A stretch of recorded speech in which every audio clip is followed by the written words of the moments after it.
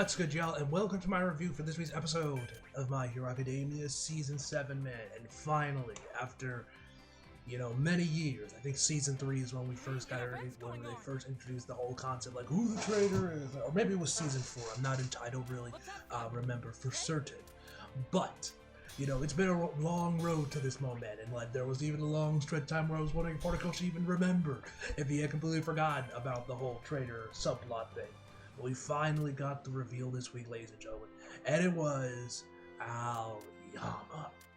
Now, I'm pretty sure most of us had our suspicions that it was Aoyama. I think most of us knew it was either Aoyama or Mineta, because let's be honest, they are the most sorry and without the biggest pussies of Class 1A. If anyone was going to sell out their classmates, it would be one of those two. It was definitely going to be one of those two.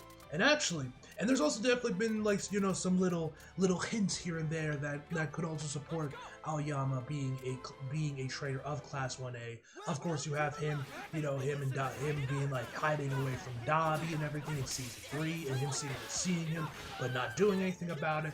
And of course, that whole episode in Season 4 with Mineta like weirdly, or not Mineta, Aoyama weirdly like stalking Izuku, leaving cheese at his door, leaving the iconic, is that cheese? which is actually one of Justin's favorite lines, man. He's mentioned that a handful of times at panels, at cons, man. But yeah, man, the reveal itself was fantastic, man. The director of this episode, I have to say, was superb. The storyboarding was fantastic, man. We actually got to see Toru's face finally for really the first time in the anime, and she looked great, man. I did check Felicia on Zhao's Twitter just to see if she mentioned anything about this yet, man, and so far she hasn't. So maybe once the done with this episode drops, she might make her say something like, "Oh my God, Toru, she's so cute." Higakure is so cute. Which actually, being a Twitter guys, actually like right when I opened, after I finished with the episode, I went on Twitter just to see if Fang had upload his threads yet on the episode yet, and I actually saw the first thing I saw was actually a thread of someone like chronicling all the little foreshadowings and little hints Horticulture left of Aoyama being the traitor. Which, if I remember correct, if I remember by the time I upload this review, because as you guys know, I'm kind of in a rush to record this review because we're going to be leaving a little bit later today, in like a few hours, to go to have an 8-hour road trip, man, to go to my brother's graduation, man. So hopefully I can finish up this review. So I'm probably going to be a little bit fast. I'm probably going to be speed running through this episode a little quicker than I probably would. Instead, maybe take my time a little more and like, really, get in there, man. But I want to make sure I at least finish up recording the audio before we have to leave. And once we get to the hotel, all I got to worry about is editing the video. But yeah, that's what's going on there with that review, man. I mentioned that before my reaction video, and I'm currently running the reaction video right now as I'm recording this, just to make sure I can get it out there for you guys, so you at least have something to watch. And I'm sure most of you guys are curious to see what my reaction was to Aoyama's, betrayal, man. Which like I said, I kind of had a feeling it was probably him, but the reveal itself was done fantastically, man. And the key animation of this episode was absolutely spectacular. And also, shout out to Aoyama and Izuku Seiyus, man. They both did a bang-up job this episode.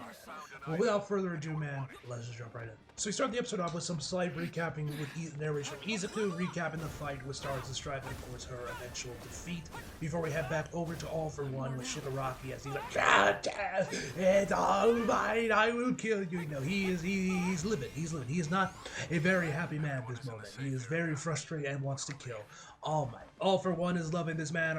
He's saying our consciences are starting to combine. His intense anger, he can feel all of that, all of his emotions. Tell him to take it easy. It's not good to cling to one single blueprint.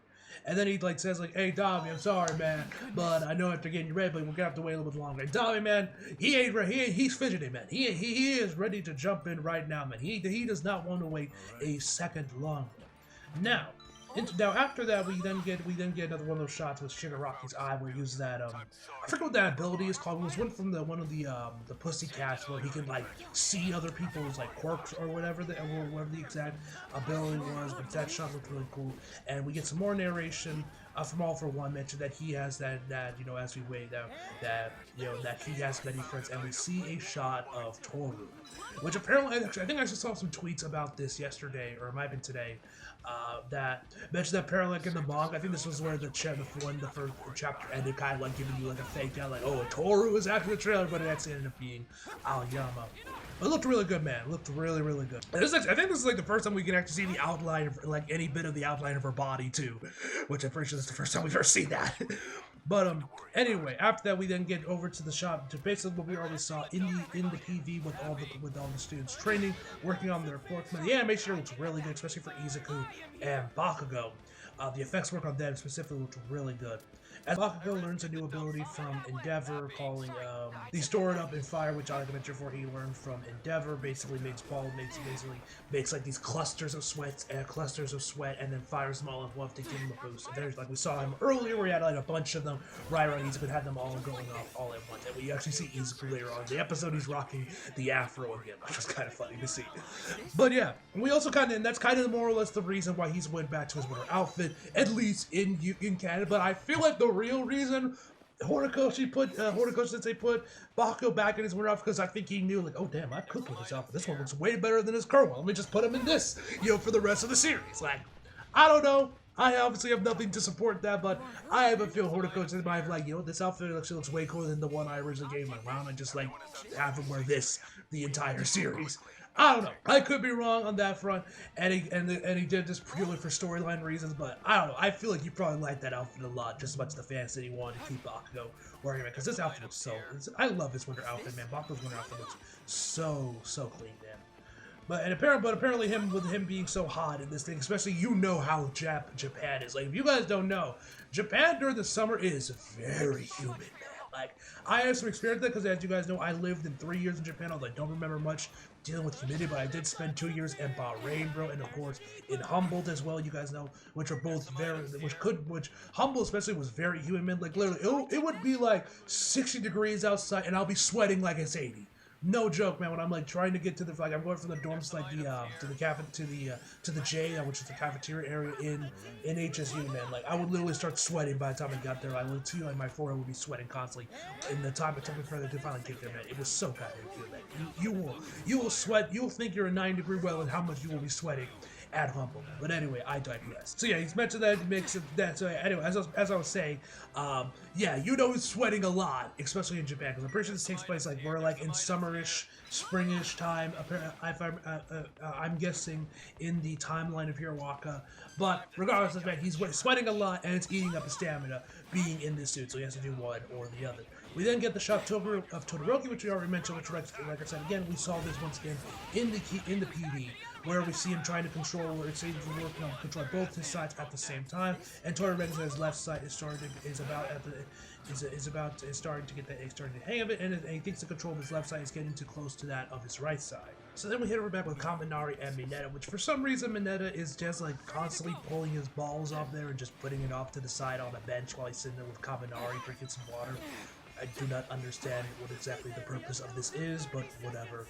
So, Kaminari, he's drinking water, wondering if this might be the time for us to finally strike, because they're weakened, and that we took care of guy Gigantomachia, that I think we can finally take on Shigaraki and All For One, the league. Bakugo comes in there and says there's 3 things you are thinking about. One is that we probably can't even fight him, up until now, even though we found the Nomu hangar, the Nomu hangar, the Jackal Hospital, the hideout, everything, the research lab. Ever since All Might defeated him, we've never once found All For One. And then he's also the best in the world at hiding. That old nutsack, which did get me to crack up. Then Momo comes in and like, I don't want to think about nuts. It's pretty funny.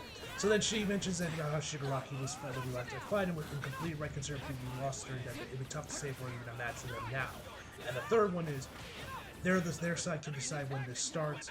That, with of course, obviously with Shigaraki having the Surge Corp, which Bakugo wonders if that might have been destroyed, which I think from what we saw earlier on in the episode, most likely it has not been destroyed, and that he still does have this Corp. And then it says that's why probably why we're desperately throwing people at the problem now. This is when Izuku shows up there, and like I said, now he has the Afro. And then Izuku mentioned that originally Shigaraki and the others, where we want them, I need to hurry. And then to Ida chops and say, you mean we, right? And then, like, this was kind of funny. We're now after Ida chops Izuku's head, his hair like covers his eyes, and you can only see his eyes through the air. It was kind of cute, honestly. But then, like, he sees everyone, then he finally pulls his hair back out. And then he wonders if it's even right for us to be working right now and like training in the middle of the open area of the campus.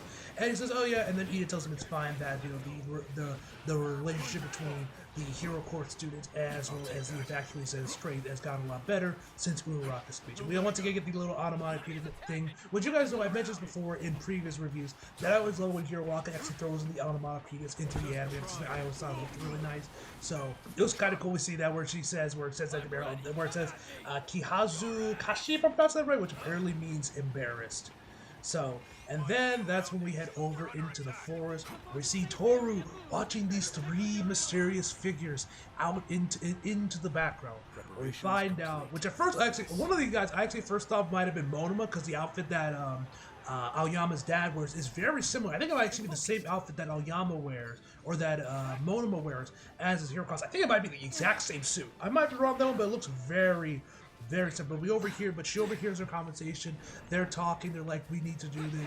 We had no choice. We had to do this. This is like a blind spot from the security cameras, right?"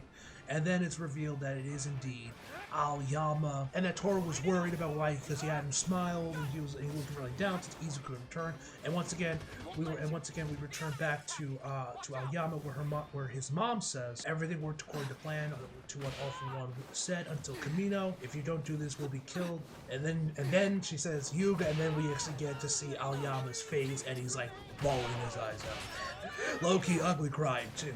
She continues on asking him, like, you were able to do what he asked after you started school, right? And after training camp, you let us know where you were without anyone finding out. And then this is when Toru starts to put the pieces together about, the USJ incident, what happened at the training camp, etc., etc., etc. And I love the music that we're playing here, man. Shout out to Yuki Hayashi, I believe is if I remember correctly, is the name of the composer for Kill Walker, man. I might be wrong, though, I'm pretty sure that's his name. And also, shout out to the director, Tim. So I love the camera work in this episode, man, where the camera starts getting shaky as Toru is slowly starting to put the piece together and doesn't want to believe that one of her classmates is the reason why, was the one to betray them, and is in fact the traitor, man. I love that shot, man. That was beautiful directing right there, man. As a cinephile, I approve of this. You guys know me when I see some of that stuff. But anyway, they continue onward. They continue on. We never want. She continues saying we never want to do this because we never done this because we wanted to. She says we just wanted you to be happy, and we find out that actually Aoyama, just like Izuku, was indeed Horkless, and their parents basically went to All For One to get a core for him. And I guess they didn't read the fine print of the contract. I say that as a joke. I don't know if there was any fine print of the contract, or there was a contract, but most likely they got a report from All For One, and All For One used them as his henchmen to, of course, get into UA and figure out what they are planning. And like her dad says, like, if I knew this would happen, I wouldn't have done this, blah blah blah blah blah blah. And then Toru starts wondering, like, she has to look for a teacher, somebody. She has to tell somebody this. And then we finally hear Aoyama speak, where he mentions, it was so hard. I always acted in a way to keep from getting caught. So I always forced myself to be tough. So he wouldn't get smashed by the guilt of all this. And because he was on saying that he wants to protect you too, and I don't want you to die. And then this is when Izuku shows up, and I guess here's over here. And man, my boy is absolutely flabbergasted by this revelation. And then they start mad bad. They're like, oh, this is a misunderstanding. You did not hear what you thought you heard. Like, they're trying to cover this up. And Izuku reiterates what Higakura said about being worried about Aoyama. He was the only one that wasn't smiling, and he went to go check up on him. And of course, then found this. So, while this is going on, we get some flashback back to Season 6 with Aoyama voiceover mentioning that back that he was the only one that couldn't say anything to Izuku. We then get the shot of Izuku appearing in the reflection of Aoyama's eye, which you guys know I'm a sucker for those shots. I do wonder if the director from the last episode also directed this episode, because there's a lot of reflections, things being reflected in glass or eyes or stuff this episode, and I love those shots, and I know that was a big thing. I bet that's like a big thing in this directing style, is having like reflecting shots. So, I wonder if he also directed this episode. Either way, it looked amazing. So then we also get another flashback where I think this is a letter he got from All For One saying that my power is a special power that I received from All Might. I think that's from All For One, but it wasn't exactly clear on what that was about. But eventually, Izuku would continue onward about saying, like, I thought something was wrong, you look sad, and that's when Aoyama finally comes to me. We also get a really nice shot of, like, the purple over the color purple on top of the frame of Aoyama, the purple filter, that's the word I was looking for, the color grade there, looked really, really nice. I really like the shot of that. And that's when he finally comes clean that he is a traitor, and that he is the one that led him to the USJ, as was the training cat, and says, I am a terrible villain. And the shot when he gets there with you, man, amazing key animation there. And of course, I'm sure it looked even possibly even more amazing with Horikoshi's detailing in the manga version. Amazing shot right there. This is when we get to the commercial cards. It looks like we got a new render for Aoyama. I think this is a new one, but I'm not entirely sure we're him. We're just kind of like looking down. Really like this one. That's when we head over back to All for One, and Dabi's asking, like, is it bad if we get find out? And because, like we mentioned earlier at the start of the episode, All for One is like Aizen. This man's got contingency plans on top of contingency. This man thinks decades in advance, like Lord Aizen with Ichigo. So, you know, it's like, oh, if it doesn't work, it doesn't work. I'll be disappointed, but if it works, fantastic. As long as they give me a little fun, I will be happy. So, yeah, so he says like they are nothing but tools to him. So, that tells you what All for One thinks of them. And that's when we get a little more of the backstory that they were both wealthy, which I'm sure is no shock to anyone, considering how Aoyama dresses. He grew and he was written, and that they were raised without a want of worry. And I'm sure, and you know, then of course he found out they were quirkless, and then he mentioned that they were probably more worried about him being different than he was. They were of course distraught, despaired, wishing for his happiness, and they followed rumors of All for One that could give the quirks freely. Of course, as we already know from Season 3, Aoyama took a second to adapt to his quirk. It wasn't really a good fit for his body, and that when he got the, like, naval laser fucking belt thing. I don't know if it's ever gotten an official name, or I might feel. So yeah, we get a little bit of extra context of what we already knew of Aoyama's backstory back from Season 3 when he did the whole like laser beacon thing at around the midterm, the license exam arc in Season 3, which I love that arc, man. I feel like I heard a lot of people don't really like that arc, man. I don't get why. I thought it was a fantastic arc. I know there's a lot of people that don't like the school-ish arcs of Hero Walk. They much prefer one just like the heroes and villains, which I get, but like it's called My Hero Academia, man. I love those arcs too. But that's just my personal opinion. Regardless, we then get some points from All for One. Basically, this is when he started like using them to get into UA and everything, and make him the traitor. Say like there's room to almost get a teacher at UA, enroll him in there, and they have this red filter over everything. This red filter over the entire over this portion of the episode, with the only other color being purple, being highlighted by the villain. So, which Aoyama is obviously purple, and you also hear see Dabi highlight purple, so it's also meant to represent the villain. So I thought that was a really nice touch of this episode. So, like I mentioned before, he said, you know, All Might's gonna be a teacher UA, enroll in there, you know, tell us when the class is unsupervised, tell us where the training cap is, etc., etc., etc., etc. And then we get back to the current, which once again we saw the red filter with the purple characters one. Like I said, looks absolutely amazing. And then we also get one other thing where All for One told Aoyama, once Izuku's back in UA, lure him absolutely alone. And we don't know what his plan was. I don't know if maybe next week we're gonna figure out what Aoyama's initial plan was that All for One had him do. I don't know what he could have done. I don't know if he told if All for One told Aoyama to kill him. Which, let's be real, man. I mean, I'm sure Naval Laser is a decently strong quirk, but let's be real, it's not gonna do shit against Izuku, man. You know, it might stop him, but it's not gonna kill him or anything, man. So, or maybe it can if he like goes all out with it. I don't know. But regardless, such man, they run off with him. Izuku chases after him. His danger sense kicks in there, and Aoyama fires off his naval laser right at Izuku. But Toru takes the blast instead, and this is when we finally get to see her face for the first time in the anime, which, if you're not counting the OP. Which, you know, in all seriousness, man, without me joking, like, oh my god, man, be like, damn, bro, she's so thick, man, why you holding out? Like, in all seriousness, man, I love Toru's actual design, man. She looks really cute, man. I like that Horikoshi started with like her hair being like multiple colors, man. It looks really cute. It's a really cute design. I like Toru's actual design, man. She's really cute. Once again, we get some more amazing key animation from Aoyama, once again sobbing his eyes out as Toru tells him, what were you thinking when you were in class, at the dorms, when you were living with all of us, man? Izuku finally managed to use Blackwick to detain all three of them. And Izuku says Higakure made it so you don't have to hurt anyone. And now Izuku starts crying while Aoyama is crying, man. The key animation here just looks spectacular. We then have her back into UA itself. All three of them are detained and like handcuffed to chairs as all class 1A the teachers of UA find out that Aoyama is indeed a traitor. Everyone is flabbergasted by this. All Might is on the verge of tears. You see, like Mina was crying. I think Uraraka was. No, she wasn't. But most of everyone, man, was at the very least flabbergasted by this revelation that Aoyama was indeed the traitor. And then Bakugo mentions, like, I think you were Quark, and said, well, small, it's a small world. And then the police start to, and the police chief and the detective that's all my friend, I forget his name, asks him to tell us everything he knows about All For One, and they don't know shit because All For One would always come to them, they wouldn't come to him, and they would just follow whatever orders he told them to do. Or else they would get killed, and of course, if they tried to run away and tell the cop, they would get killed, as they show off in the episode. And his father continues on saying that Aoyama didn't really know what would happen if he did follow his orders, just that they just told him not to get caught. Aoyama continues on with like once I found you were Corkless, I despaired at myself and how miserable I was that you bore the responsibility of one for all, etc., etc., etc. I am rotten to the core, a villain, a vile villain through and through. And then Izuku chimes in saying, like, why did you save Kachan and Tokoyami at training camp? Did you leave that cheese last night because All For One told you to?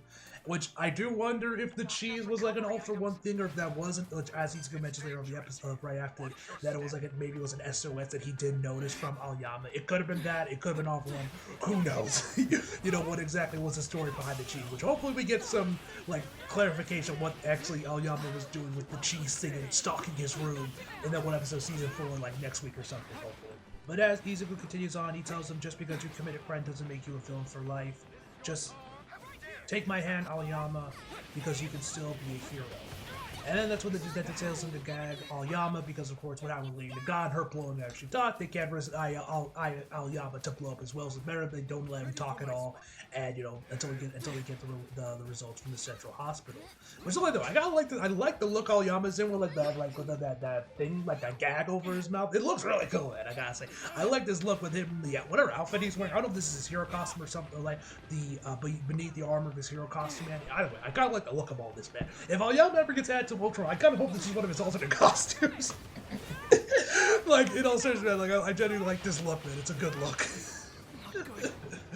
So, and once again, the detective asked them, like, you know, about why you didn't report when you were going to attack Camino, and they said that they provided contact language to All For One each, provide contact to All For One, which changes each time he goes out to contact them, so there's really no way they could trace it. And he says, like, that's one way to look at it, but there's another way that they can use, look at it is using Aoyama to see, using Aoyama to possibly trick All For One into moving the way that they want them to, so.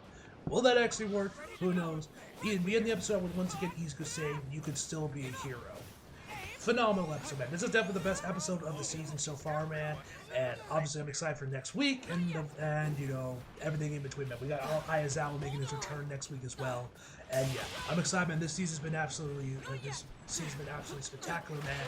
And I'm excited to see where this season could go in the future. Anyway, guys, my final for this episode is going to be a 10! Out of fucking 10, ladies and gentlemen. As always, hope you guys enjoyed the video. Like if you did, subscribe to me. Follow me on social media if you feel like it. Links across below. And as always, back for more. See you guys next time.